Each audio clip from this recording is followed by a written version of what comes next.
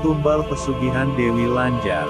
Part 5. Bau aroma dupa yang diletakkan di depan kami berdua sangat menyengat dan terasa perih di hidung, karena tertiup angin laut yang berhembus ke arah tubuh kami berdua.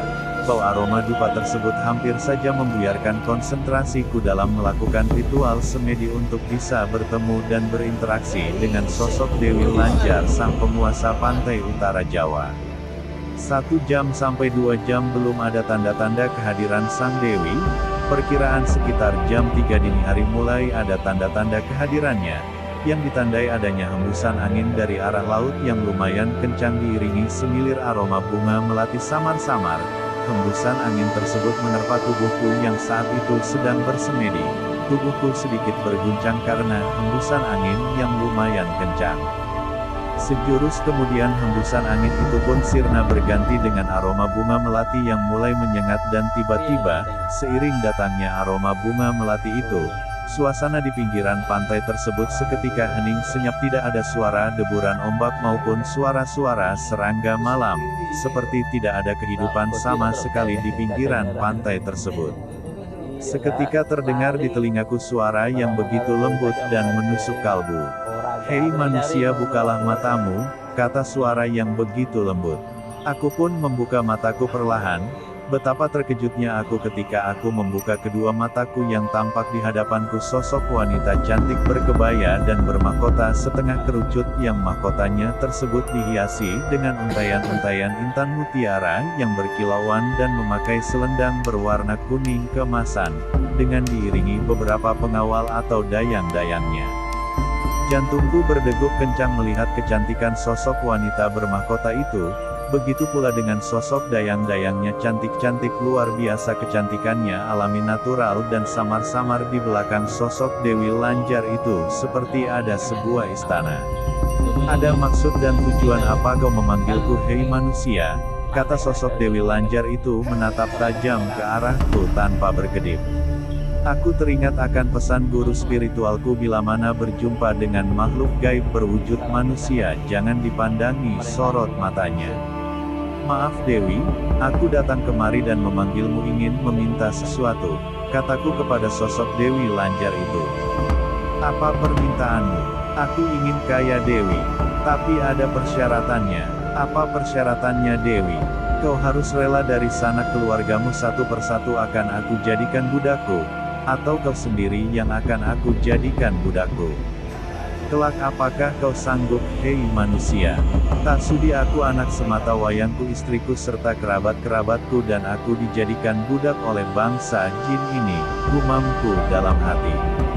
"Aku tak sanggup Dewi, apakah ada lagi persyaratan yang tidak memberatkanku Dewi?"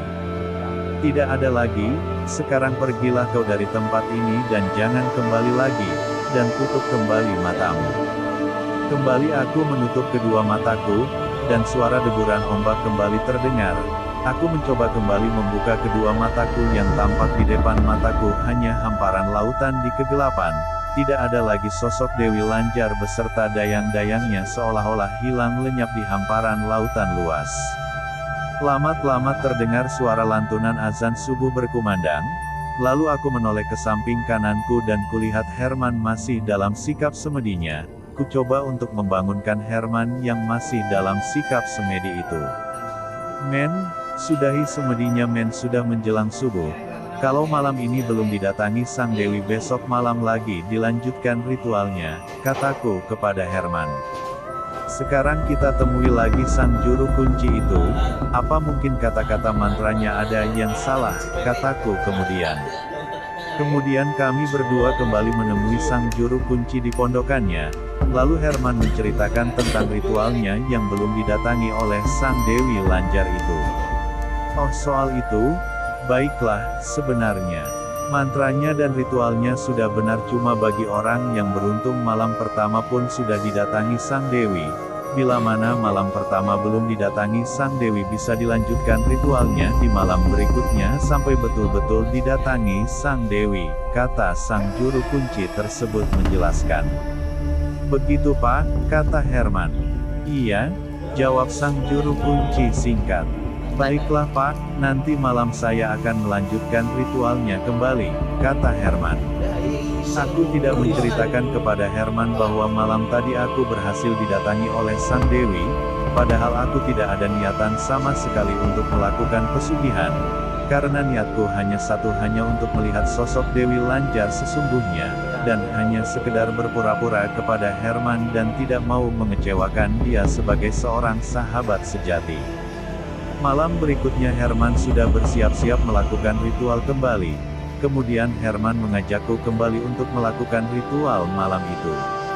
"Ayo Dad, kita lanjutkan lagi ritualnya malam ini," kata Herman. "Tidaklah Men, aku tidak mau ikut." "Loh kenapa?"